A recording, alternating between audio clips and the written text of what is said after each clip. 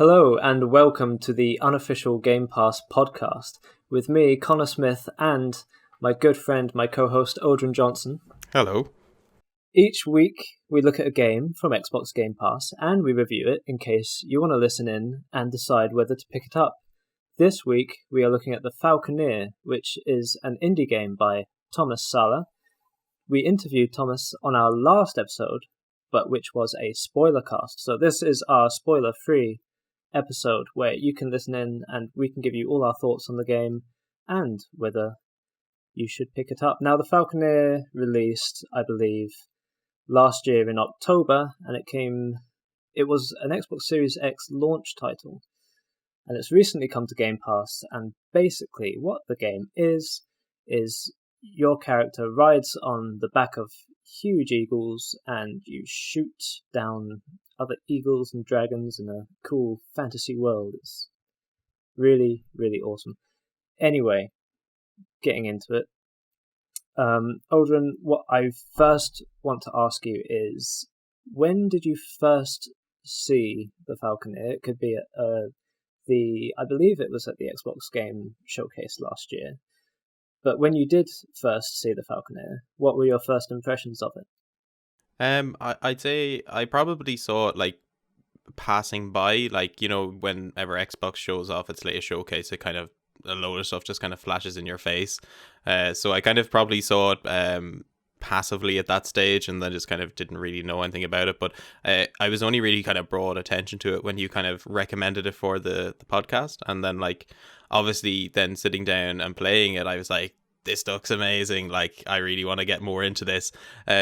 It so happened that at the time when we first started playing it, that I had a load of college work to do, so wasn't a great idea to be really getting sucked into another title. But when I first I love, first thing I think I probably noticed was I love the art style, and I love sort of the atmosphere it gave off. Like, I just, even like when you're flying around on the back of your Falcon, or in some cases if you get a DLC you can ride around a dragon, which I've been doing recently, which I've loved. When you just even land on sort of a different sort of area, so say you're not doing a mission or whatnot, and you land in some village or whatnot, like just sort of the way the camera pans out and just shows you this big sort of landscape around you, like waves crashing against it, like it's just such a nice atmospheric game with some good, I would say arguably really great combat mechanics as well. Yeah, it's a very pretty game. I think I saw it at the Xbox Game Showcase. I'm sure it was flashed on the screen briefly there, and obviously Tomas himself describes it as being in the vein of those dogfighting, flight combat games like Crimson Skies and Red Baron, and kind of those old kind of plain dogfighting games. When I first saw this game, my first impression was, okay, I know what this is. This is a multiplayer live service game where you're shooting other players down. Yeah, fine, whatever. I might pick it up, might not.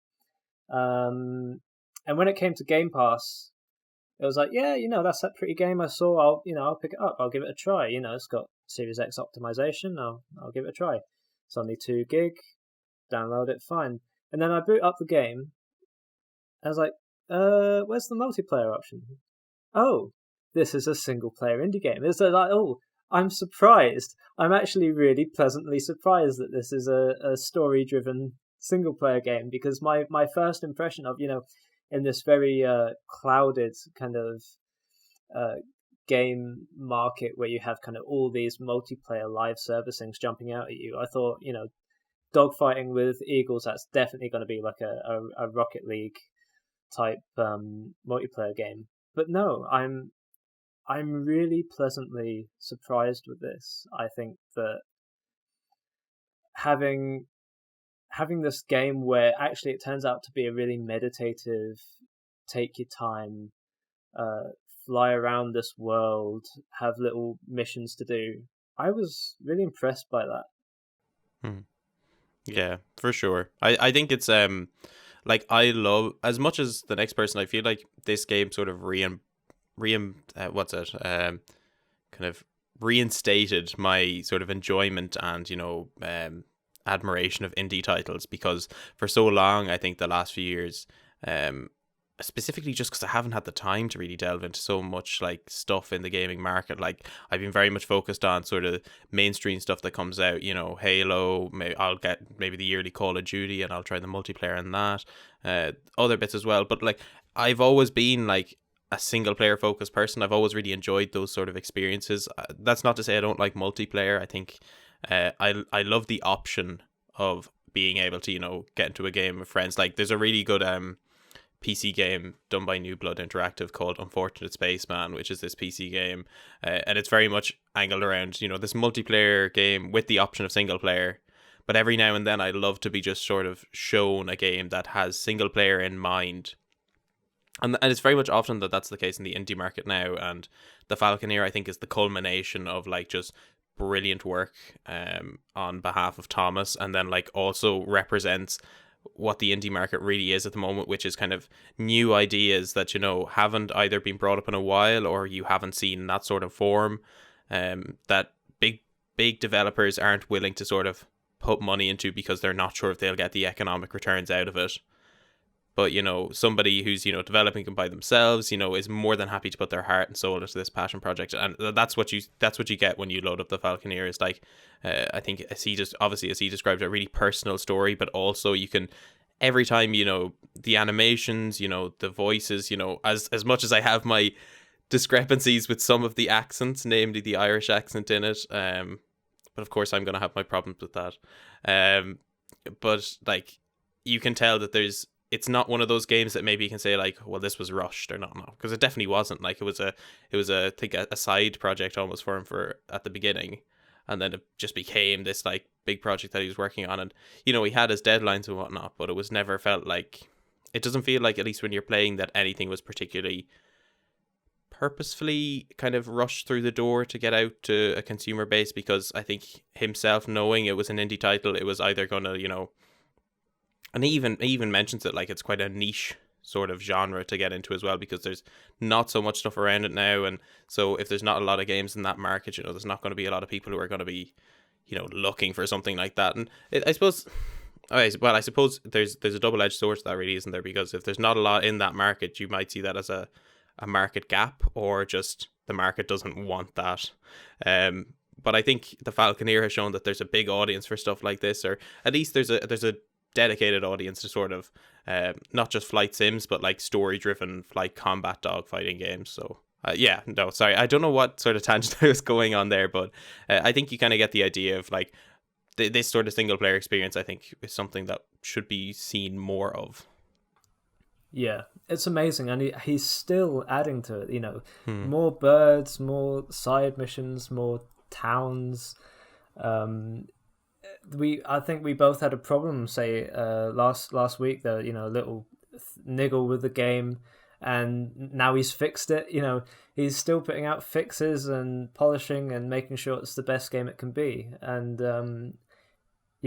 it's been nominated for a best debut BAFTA, and, you know, that very well deserved, because the amount of work you can see is put into it for one developer for this game. You know, it's quite astounding, really.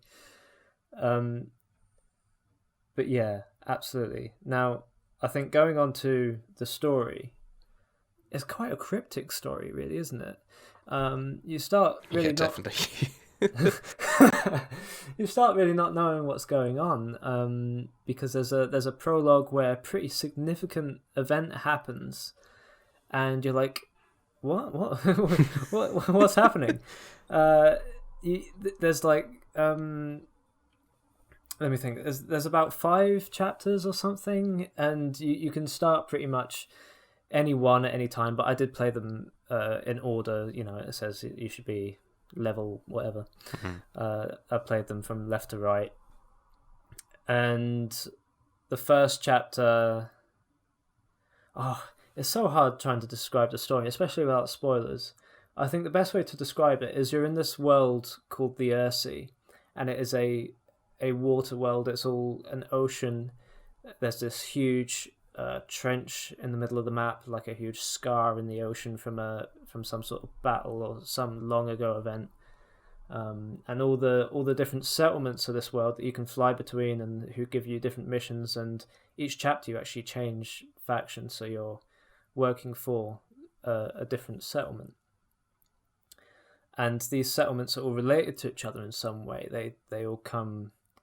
I think they all originate in the same family, and over the years, through politics and different battles and everything, they have their own motivations and they have their own relationships, and there's a bit of intrigue between them.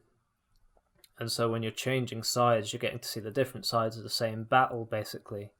And it's a very broken world. It's a world stuck in combat, and like a beautiful environment, beautiful world. And so there's so much storytelling in the world. You have these shrines everywhere that you land on, and you get little pieces of mythology like that are like creation myths.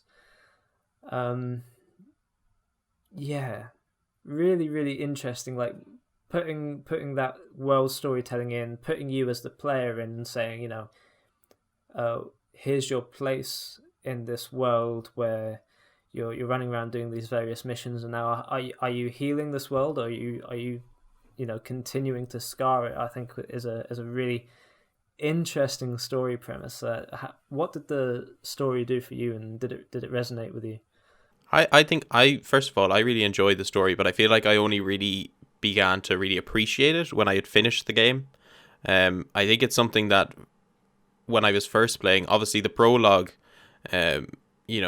becomes quite significant later on down the line. But like when you're playing it, you're kind of just like, oh yeah, this is just like a tutorial, and like, oh, this isn't spoiling much because it's obviously the first sort of bit, but you're like, oh, this ship has been shot down. Like, I don't know anything about this, and this makes no sense to me at all. But you kind of start piecing stuff together, I think, as you're going around. And the first sort of, I really enjoy the more, the more smaller aspects of story. Like, I enjoy the first part very much, which is quite a controversial thing because I think a lot of people really prefer the ending sequences of this game. But I'm a huge fan of like the whole settlement and Dunkel and whatnot and all the stuff that goes on there. I just think there's a really interesting aspect to it. Maybe it's just the absolute raspy British voice of the man who's always sending you out on missions. That's kind of like, oh my god, this guy sounds so cool. But no, the story around the Falconeer is interesting. Probably, if I wanted to say it in its worst form, it's interesting, and at its best, it's fascinating and amazing, and all these different other words I could use to describe it in that form.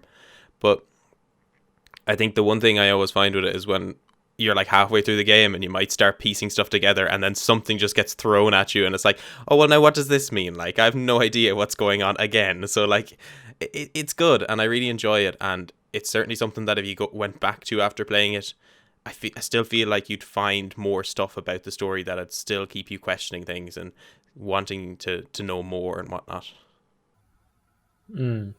Yeah, definitely. I feel like the first chapter, when you're doing those missions, I played the first chapter very much like, what's going on here? And they feel very much kind of like chores, you send off, do this thing, come back, okay, now do this thing. I was like, okay, is the whole game going to be like this? Is the storytelling going to be really minimal, and you're only going to be able to like piece it together through the environments and bits of lore and mythology? And then in chapter 2, there's like a pace change, because there's an enemy introduced, and they've got kind of interesting dialogue options. And then chapter 3, the pace amps up even more. I think from chapter 2 onwards, it feels like a completely different game, because it starts off really slow, do this, do that, do this, and then suddenly there breaks into this kind of Game of Thrones-ish kind of political warring factions thing. Now it is really interesting, and I think that the main thing to say about this story is that the morality is key, and you're constantly questioning your morality as a player. It's like, because you have to shoot other birds out of the sky, and it often feels pretty brutal. And you don't always feel that you are the good guy. And that always comes, I think, such a great kind of implementation to make you change faction and see something from different angles.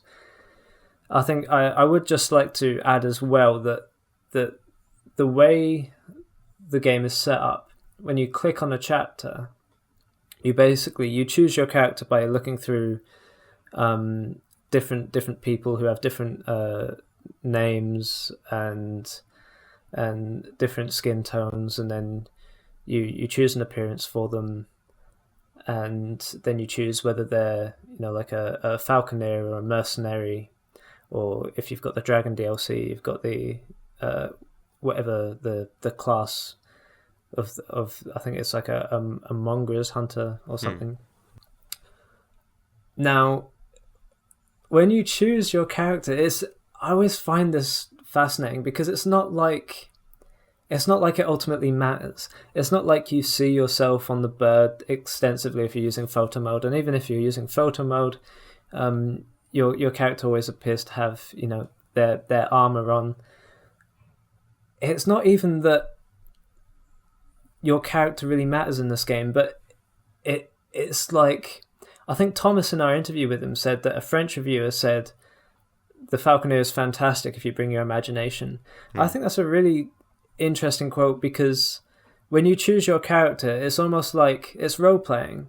You choose your name, you go, okay, that's the name I want, this is what I want my person to look like, and then you kind of create the backstory in your head and you kind of get into the role of it. It's not even that your character has any lines, it's not even that your character has really much interaction other than doing the missions in this world. But I think the simple point of choosing your character, you feel like a person in this world. You feel like you're injecting yourself into this world, into a person who has already had a life. They have a small backstory, and you're just thrown in. Now, I think that's a really interesting way of doing it. I don't know if many people would feel that it's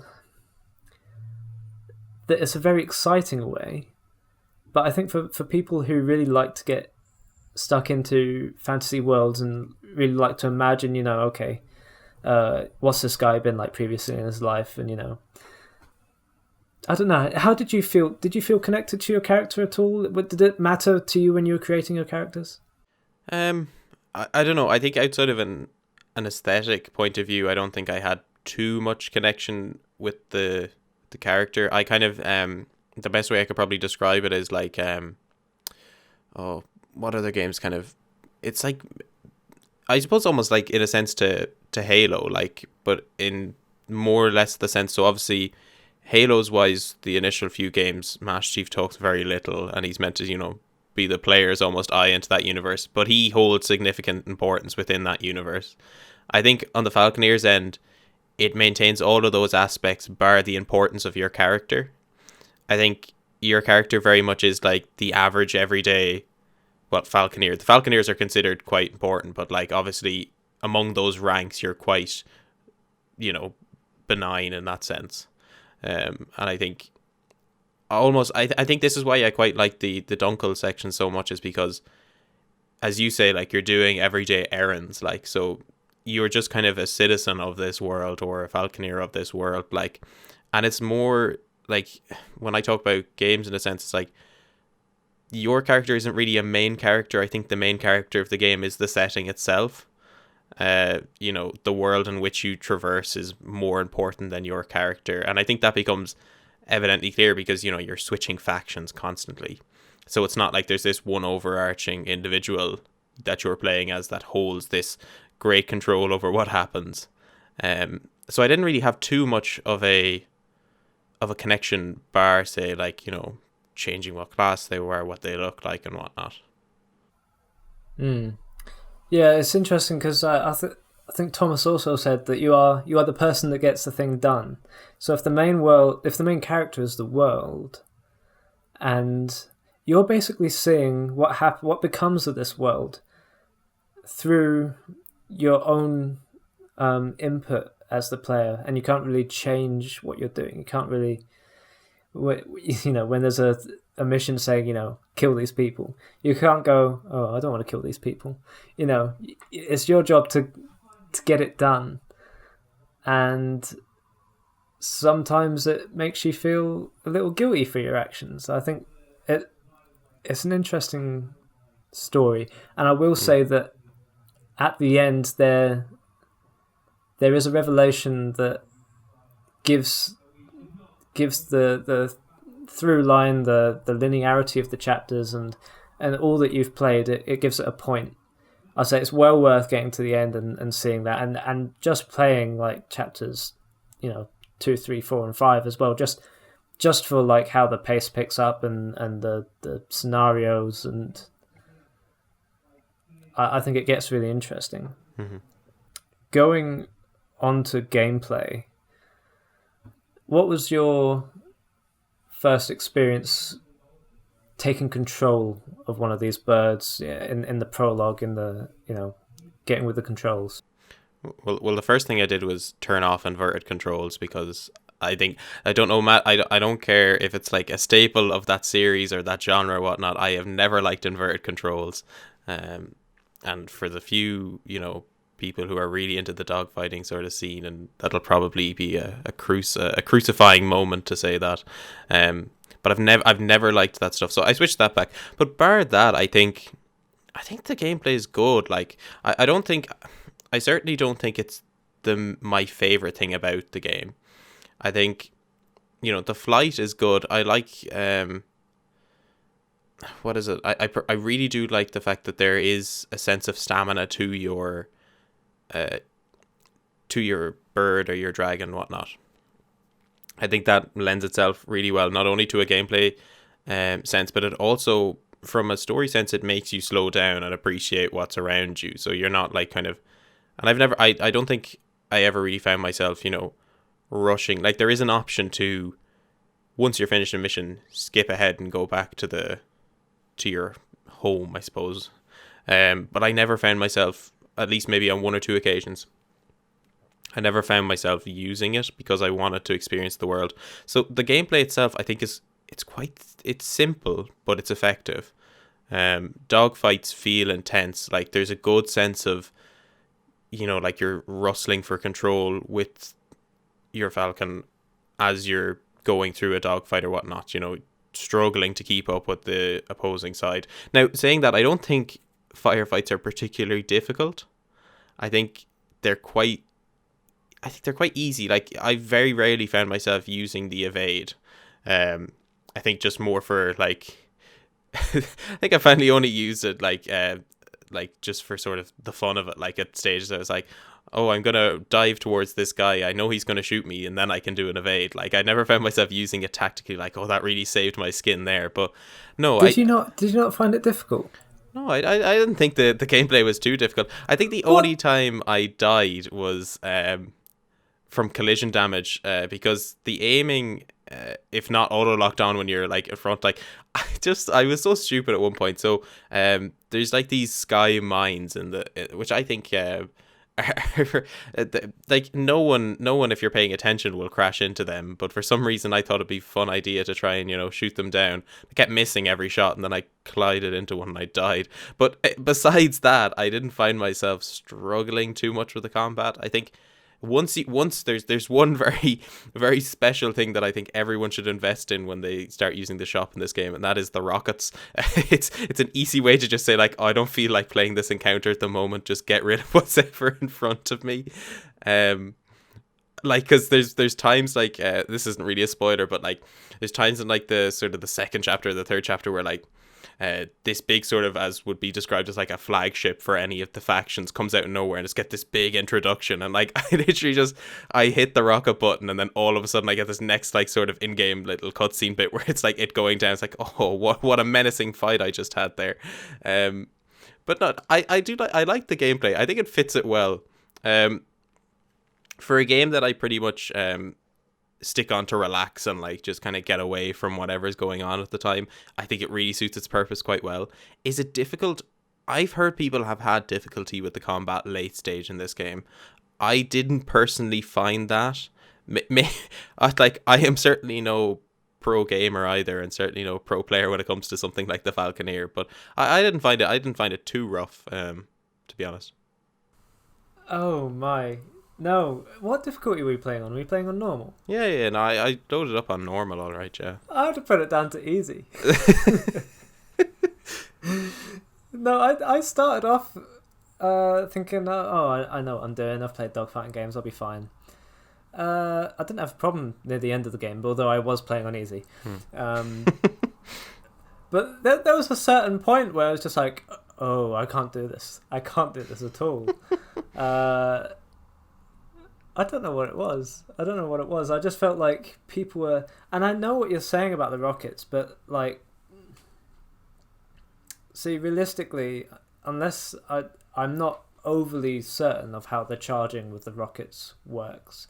I understand that you kind of need to go through different storms to charge your pots. But there were certain missions where you have to take down multiple kind of boss flagships or whatever, and I use them on the flagships to go, okay, that's them gone, fine, brilliant, awesome. And then I would have used like my 2 rockets that I've been given like permission, and then there'll be another one, and it's like, oh, I can't do the mission now because I've used all my rockets and I'm gonna die. And I did die. I died a lot, and most of it was like having to ration my rockets for certain enemies and knowing when to hold back and knowing when to use them. I put it down to easy just because I'm a very casual gamer. I play mostly single player games, and if it presents too much of a challenge, I just go down a peg, just because that's easy for me. The sky mines, as you're saying, I thought were a really interesting little mechanic, really, because obviously they're little mines on balloons, but actually they're quite deadly in a dogfight, because if you go into the strings and you loop one, like so that you're flying into it, the balloon kind of comes down as you string along the string, and it explodes when it finally reaches you. Or especially collision damage. I hated that because I'd be aiming at an enemy, I'd be shooting them, and then as I kill them and they explode, I obviously still fly into them, and it's like instant death. It's like no, and death is painful because you have to go back to the beginning of the mission every time. Actually, wait, on that, do you think there should be checkpoints? Because I had this dilemma the other day when I was playing, like, and obviously once you die, it kind of resets you back to as if you didn't select the mission, and you end up clicking it again and going through the same sort of cutscene. Do you think there should be checkpoints in the mission? Yeah, I personally, as a gamer, like I've played Crash Bandicoot 4, not with the 3 lives rule, but with checkpoints, because it's not that I'm a sucky gamer, it's just that I don't have much time to play games in my life, and I don't want to spend most of that time looking at a load screen or whatever, so checkpoints would have made my life a lot easier. That said, there are certain game design choices that people make, and I'm willing to forgive most of this game's annoyances, just because one developer, I'm too impressed by the game to really seriously fault it. When I first got into the prologue and I was having the controls, you said you inverted the See, I don't invert the camera, so when I go up, I look up. When I go down, I look down. But the bird itself, I do like to go up so that you tilt down and have that inverted. The control itself. Do you? No, I changed both. I'm not a big fan of that sort of thing. Interesting.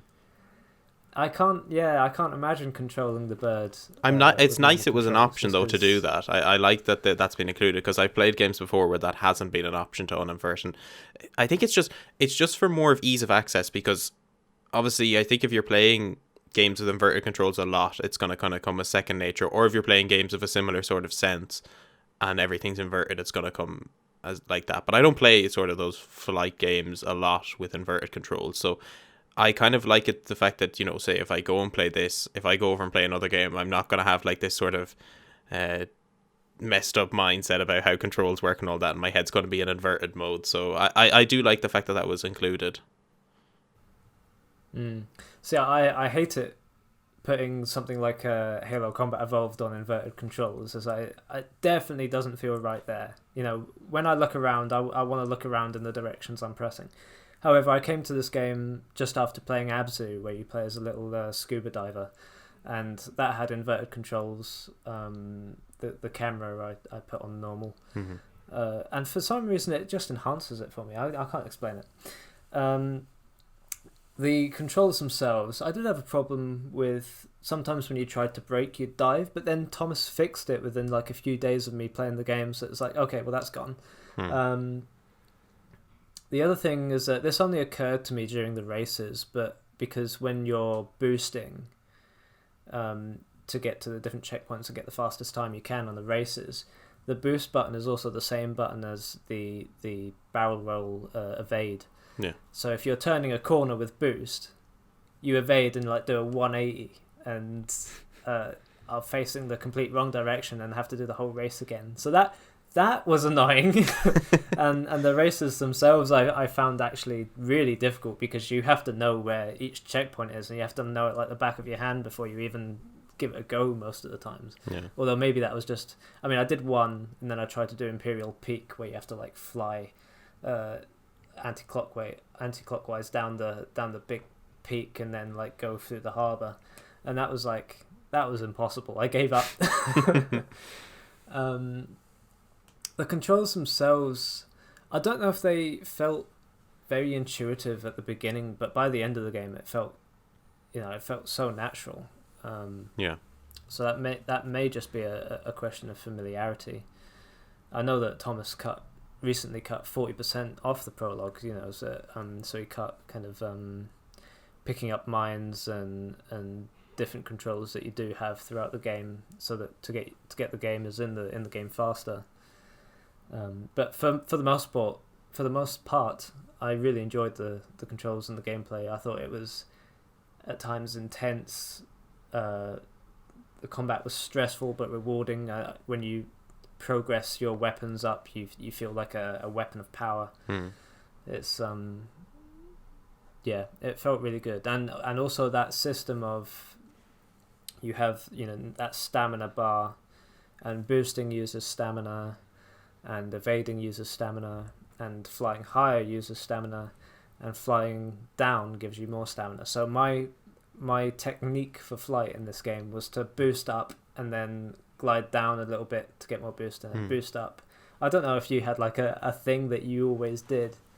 Yeah, well, pretty much when I was doing the flying, the object was get as high as possible, obviously go down a little bit, use your stamina, go down a bit, and, you know, keep going forward. Most of the time, I found myself always like, even if it wasn't in my general direction for the objective, if I see, you know, one of those wind tunnels that you can take, if it was going the complete opposite direction, I still went to it because I wanted to get the speed off it. There was no need for it logically, but I think you're just kind of drawn to it.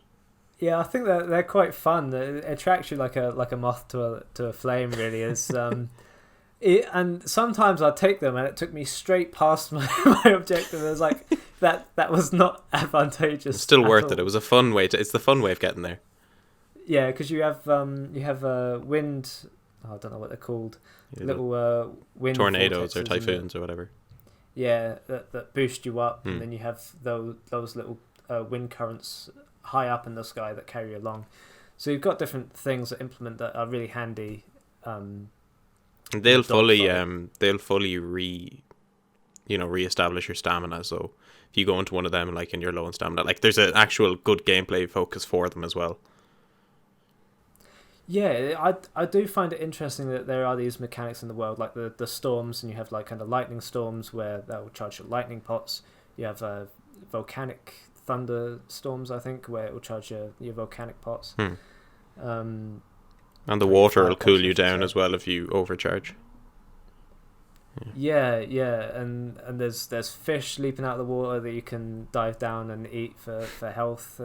There's all these sort of things that interacting with the environment is completely beneficial, and it feels satisfying to use, which is fantastic. I also really love just how the stamina element always makes you feel like the sea is drawing you in. Yeah. Just because you're always feeling like you're trying to keep up, and so this whole world that's just sea. It just feels like it's like sucking you in and trying to drown you. I felt that was so powerful, and just a gameplay element to have that kind of story told through that. I thought was fantastic. Actually, just on controls, we've mentioned. Sorry, just before we go on controls as well, I really appreciated the fact, because I think this is the first time I've seen it on a console game that I've played on the new Series X anyways, is that I love the idea that you can remap buttons. I think that's such a quality way to bring that up as well, because for ages, like, I've always, like, I recently got the Elite Series 2 controller, which allows you to remap buttons on it, and that was sort of a godsend, because it meant I could start experiencing games with different controls or whatnot that I kind of wanted to change for a while but couldn't. But I love the fact that this is just integrated in so that anyone can change any button that they want to. And that's, like, again, I think it's just it's like it's Xbox, it's console games in general catching up with PC in that sense. I think, like, FOV sliders are only starting to become a relatively new thing to consoles as well. I think the next step is probably keypad binding as well and whatnot. But that was really nice. The one thing I would say though, and I think this has been a big criticism of the Falconeer, is that some people, and Tomas even mentioned this himself, that like some people find the sensitivity way too high, some people find it way too low. I would love if they implemented a slider for something like that. I think that's one thing I'd love to see as an addition, because I'm not sure what the logistics of it would be, if it's a big task for a developer to put into something that's kind of focused around a certain element of gameplay. Would it detract from the overall experience? But if it made people's life that little bit easier, I think it might be worth it. Yeah, absolutely. The more control you have over your controls absolutely matters. I know that whenever I'm playing something like Call of Duty or Halo, I will always put the sensitivity up to 10. And Halo, each Halo game, I have a very specific, I know what control should be where on my Xbox controller, and they are not consistent throughout each Halo game. But when I play that Halo game, that is the button for it, and I'm very specific about that. And sometimes the bumpers, I don't like using the bumpers for certain things. I prefer to tap a button.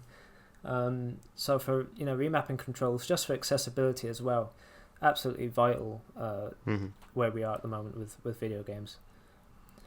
Moving on to the graphics, we've mentioned how beautiful the graphics look in this game. I think the main thing to mention about the art style is something which is really unique, is that there are no textures. Now I'm by no means an expert on video games or graphical design in video games, so I don't know how I'm going to quite describe this, but it's almost like you're as qualified as I am. The sculpting of the mountains and the settlements and your little guy and the bird, they're all very much kind of block kind of like shapes and colors, and they're done so effectively that it looks really, really effective. And if you zoom in on it, it's actually surprising. It's like, wow, there are no textures. It's just like this kind of like this clay model or something. It's all like kind of one shape, just kind of shaped in this way and colored in this way, and it creates this kind of really beautiful world where everything just has this kind of vibrant color to it, and from the changing weather and the day-night cycles, and this photo mode where you can actually choose what time of day it is. You can like press a button and and like the sun will go all the way around the sky, and you can see all the different colors the sky can be. Ultimately, just like a really colorful, beautiful game.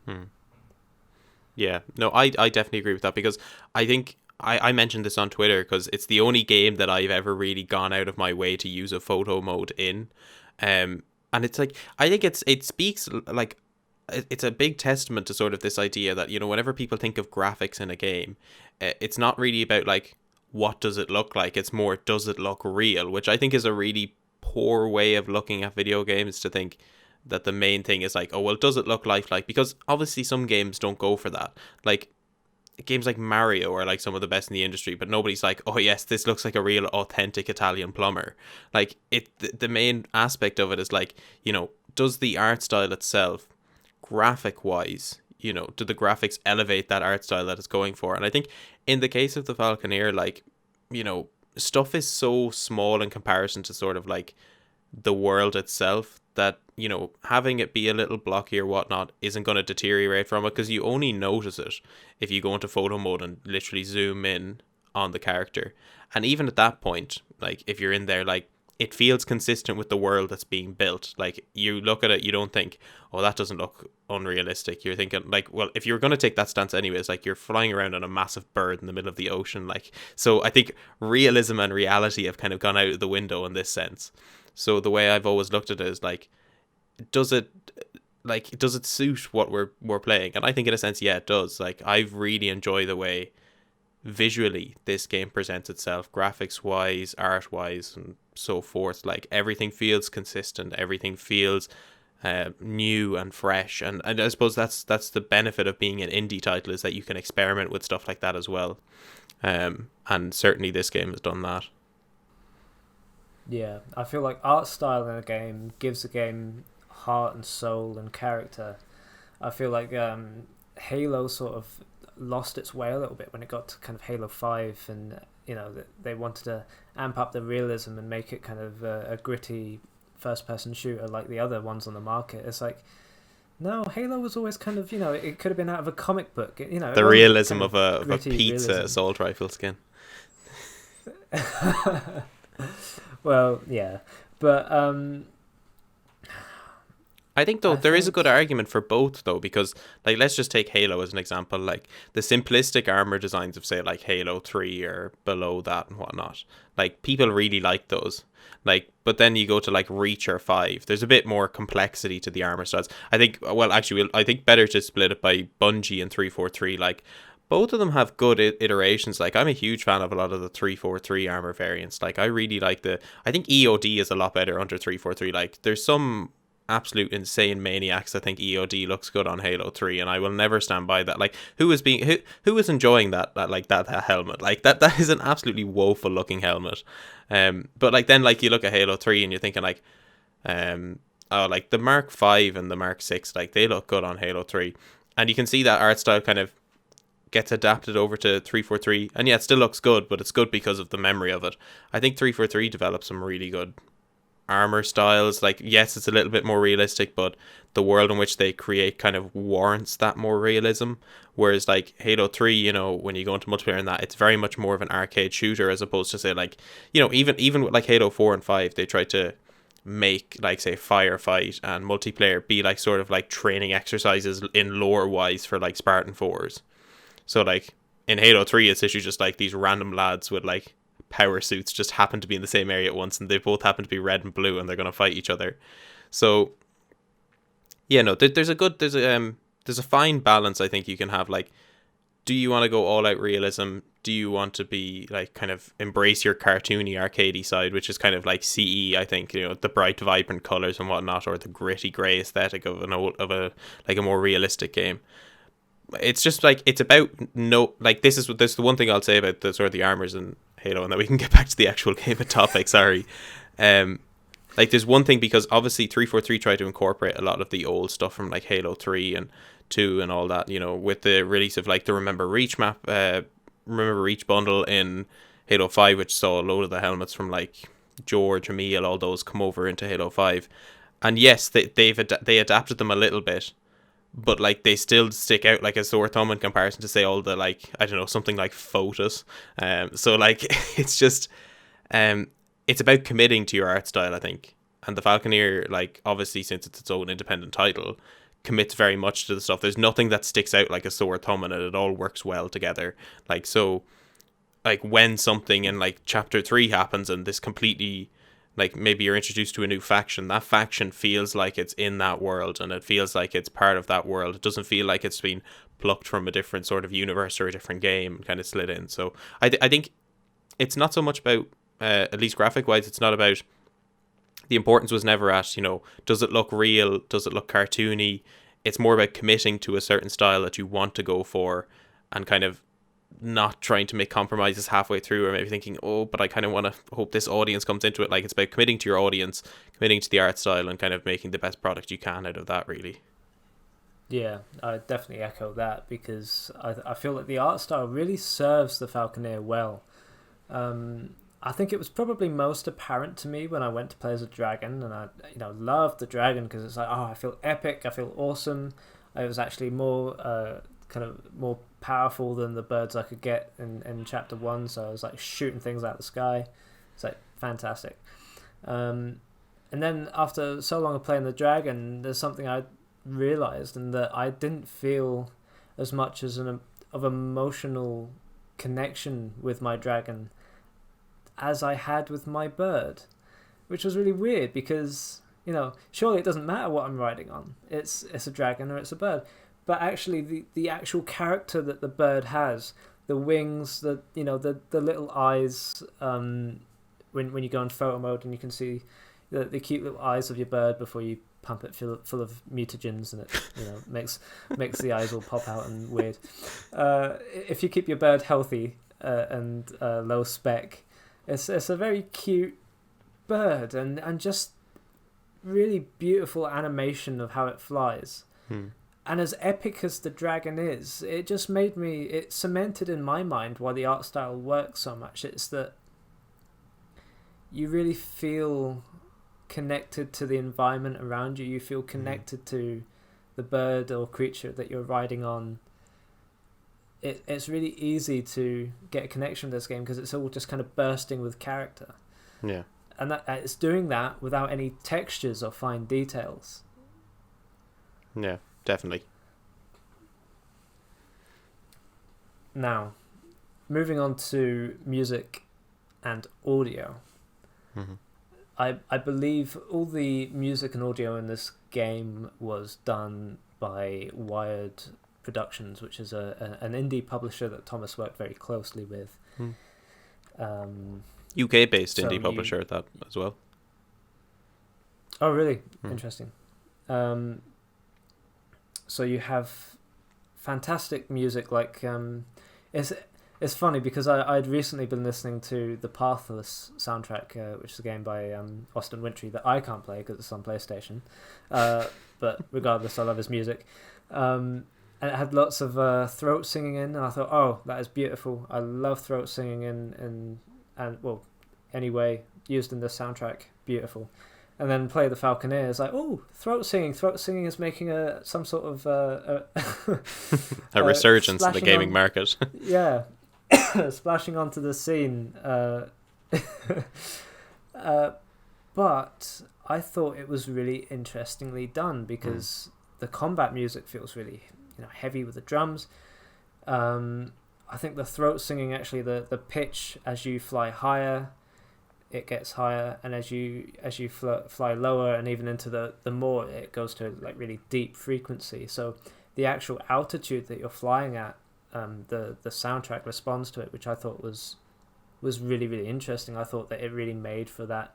It really helped that kind of meditative, beautiful, you're just kind of sailing on your wings across the ocean, and you've got this easy kind of tone in your ear. I thought it made the atmosphere wonderful. When we come on to the actual voice acting, I think that it leaves I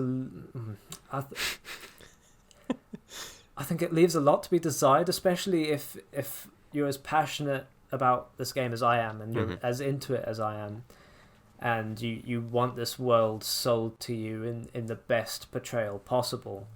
I think I didn't really have a problem with the I keep forgetting her name. There's a shaman that talks in kind of cryptic little messages every time you die or load up a checkpoint. She's fine. The lore masters at each settlement, they're fine. I think it really comes into play really with different people you talk to.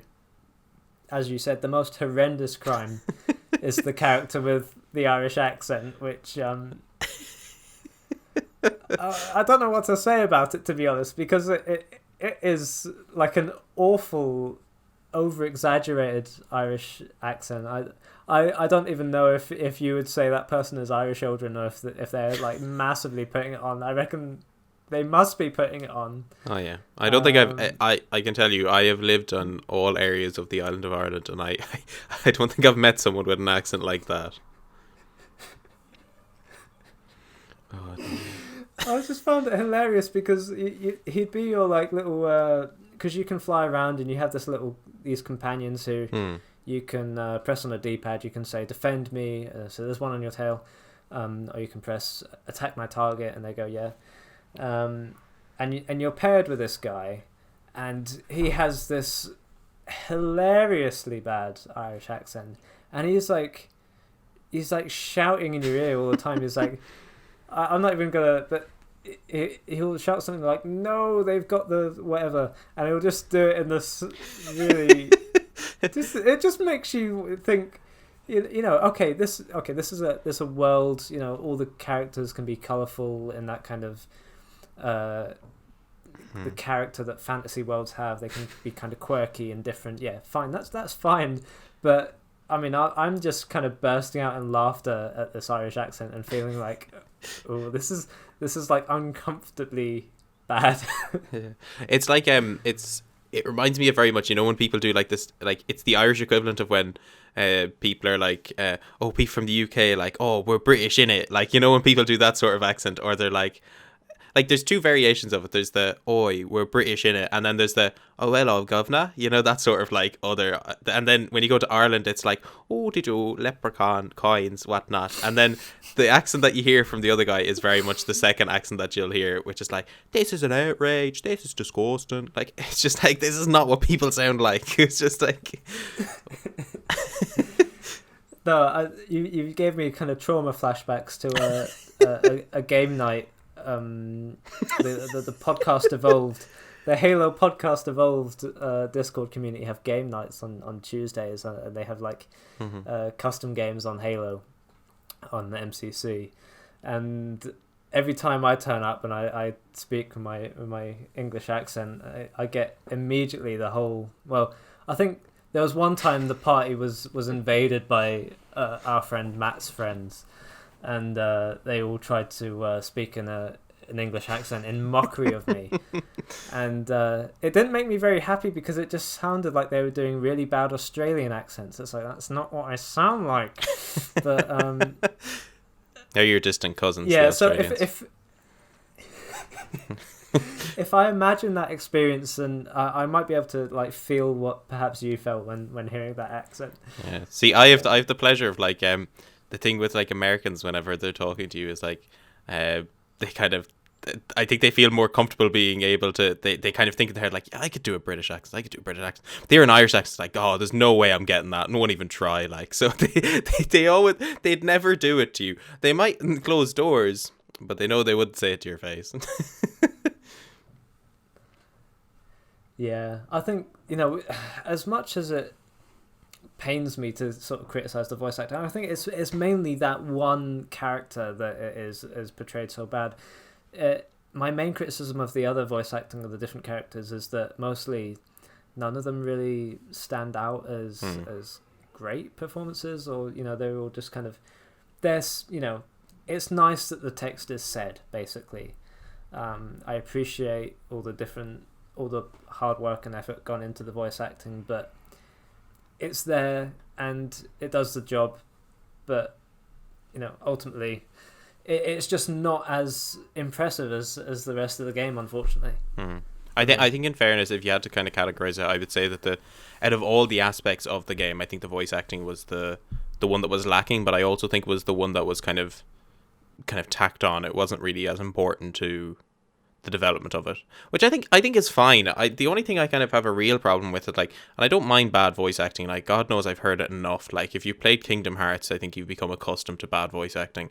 But like, if you like when it comes to the bits, I don't understand why there's some elements of the game that are spoken, and then there's bits where, like, say if you go to the shop, like, there's text on screen that's coming up and the person looks like they're speaking, but there's no audio to it. And the same goes for certain combat encounters as well, where like it'll like say like, oh, I'm on your wing or something, but they won't actually say that. I don't know if that, like, because obviously this was finishing up around pretty much the end, like mid-COVID, I think they were finishing this up. So you'd kind of have to realize, you kind of have to think like, and obviously Thomas was making changes to the game all the way up until like February anyways, so there could well have been more dialogue that had to be added in that they couldn't record or something like that. So I kind of feel like COVID kind of did them bad on that, if I'm honest. Yeah, absolutely. I feel like in this strange time where games have to be developed when everyone's unable to travel, unable to leave their house, I feel like, you know, you're gonna have to forgive the audio work that, you know, Thomas may not have been able to have, you know, a huge amount of involvement in. I imagine that, you know, he perhaps may have wanted to visit the studios and, you know, have some input, or, you know, who knows, but in whatever case, there was not that option, so we have the voice acting. I will say, on the off chance that Thomas listens to this episode, I am more than willing to lend my voice for an Irish accent should you need it in the future. Any excuse to get into a game. Well, I definitely look forward to that, because I mean, whenever your voice turns up in a game, it's probably just gonna lull me to sleep, because you have like the most relaxed, kind of comfortable Irish accent. I can't imagine you screaming that a flagship's just been destroyed. I don't know whether to take that as a compliment, considering I'm trying to interest people and things that I put them to sleep. Oh, I should have gone into the teaching profession. Put people to sleep. No, I'm saying that your voice is really nice to listen to. It's like, you know what? That's the last time I try and compliment you on the podcast. I'm surprised anyway, you managed to say. Congrats on staying awake this full hour, Connor. I must say, it's been very. You've done so well.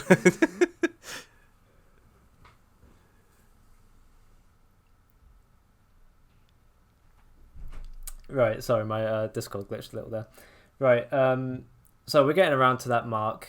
Mm-hmm. So let's summarize our thoughts on the game. My thoughts on the Falconeer is that it's now I'm someone that's passionate about indie games, so I love it. I think the art style is fantastic. I think bringing back that dogfighting genre of video games and making it an emotional, story-driven fantasy, really just like an intricate game with kind of so many different like meanings and lore on the periphery. I found it to be really moving. I really liked it. I don't think it's for everyone.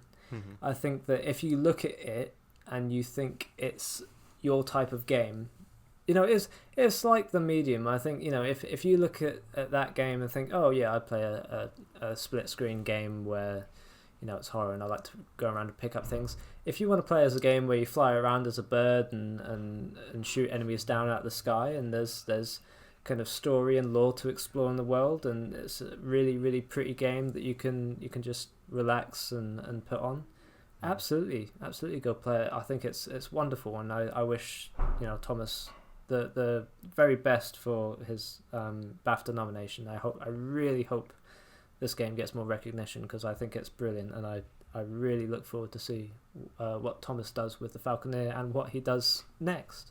Mm-hmm. Yeah, I'd reiterate a lot of the same points, to be honest. I think it's a game worth at least trying out. I think every game on Game Pass is worth trying out if it's free, but I think specifically this genre, or this sort of how would you defer it with this development budget size game is worth trying out. Indie games don't get a lot of love, which is unfortunate, considering, you know, if you think of the gaming market, they are the most innovative in that sense, that they will try new things. They're not scared to kind of get it wrong or whatnot. Like, so I think in a sense, like, this game for me has definitely, even just disregarding sort of story elements, which are all fantastic, this game has sort of, as I mentioned earlier, revitalized my love in the indie market. Like, I've found myself going onto Steam now a lot and looking up different games, like indie games that I've played before, and trying to find new ones, because they are very much like these very niche ideas that don't get told a lot. But when you find something that you really like in it, it does it so well. And the Falconeer, if you enjoy this sort of style of game, like, I think you'll be addicted to it, and it's well worth getting addicted to as well, because at the end of the day, like, you know, we had Tomas on last week. Like, we're a very small podcast. Like, to be able to reach out to somebody who's sat down, developed a game themselves for 4 years, and they're just as kind and generous with their time as he was, like, you know, you don't get that with a lot of big games. So supporting people in this sort of scene is very much needed, and I think it's what, like, you know, although the discourse online is always, you know, oh, these games are bringing in microtransactions and they're ruining gaming, and, you know, that's a whole different debate in itself. But, like, the people who say that a lot of the time, like, they're only really playing games like that are made by AAA studios and not really looking at anything else. And I think it's important for people to look at the smaller indie developers, AA developers, and whatnot. Like, two of the 4 games we've looked at on this podcast already were AA and below titles, and I think they're probably the ones we've gotten the most, well, if not the most enjoyment, the most discussion out of, because they've brought forward new ideas. Whereas like we looked at Halo, which is obviously was groundbreaking at its time, but it's kind of more the mainstream now, and Control is very much a culmination of a lot of mainstream tropes and aspects put into one, as we kind of both discussed. But these 2 games have brought us some new experiences, and, you know, I think whilst I didn't enjoy the medium, I think it's a good standpoint. The Falconeer I really enjoyed. I look forward to seeing more stuff like that again. And I realise I'm talking for way too long again. But no, to summarise it, I think this is really good. I think you should go and try it. You'll know pretty much straight away if it's not your sort of thing. And if not, you know, at least you tried it anyways. But if it is your thing, well worth supporting the developer on this stage.